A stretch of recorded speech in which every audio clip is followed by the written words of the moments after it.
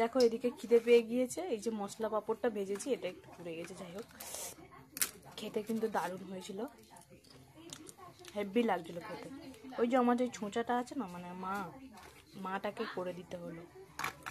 তো চলো বাঁধাকপিটা এবার করি। ডাল করেছি দেখো, যে আমার ফেভারিট, পুরো দেবো তাই একটুখানি জিরে দিলাম।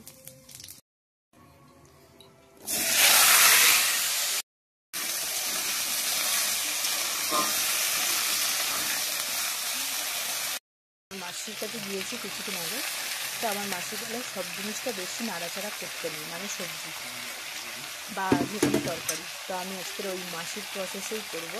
আর আমার মাসিটা অনেকের বাড়িতে, মানে একটা দুটো বাড়িতে রান্নার কাজ করে, তো আমার মাসি জানে।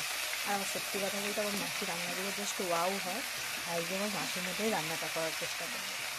প্রসেসে মানে মাসি এই যে সব আমরা যেরকম আলুর উপরে মশলাগুলো দিই, আমার মাসি সব একসাথে দিয়ে দেয়, দিয়ে এটাকে ঢাকা দিয়ে দিয়ে তৈরি করে। তো আমি যেভাবে নেড়ে নেড়ে তরকারিটা করি, তো আমাকে বলেছে আর বেশি নাড়াচাড়া করলে তরকারি ভালো হয় না, তো এই যে চাপা দিয়ে দিলাম। কথা বলতে খুব সুন্দর টেস্ট হয়, খেয়ে দেখলাম, তাই আমি একটু চেষ্টা করি। কাঁচা লঙ্কা অনেকটা দেওয়া, তাই বেশি দেবো না, এই যে শুধু জিরে গুঁড়ো, একটু জিরে গুঁড়ো।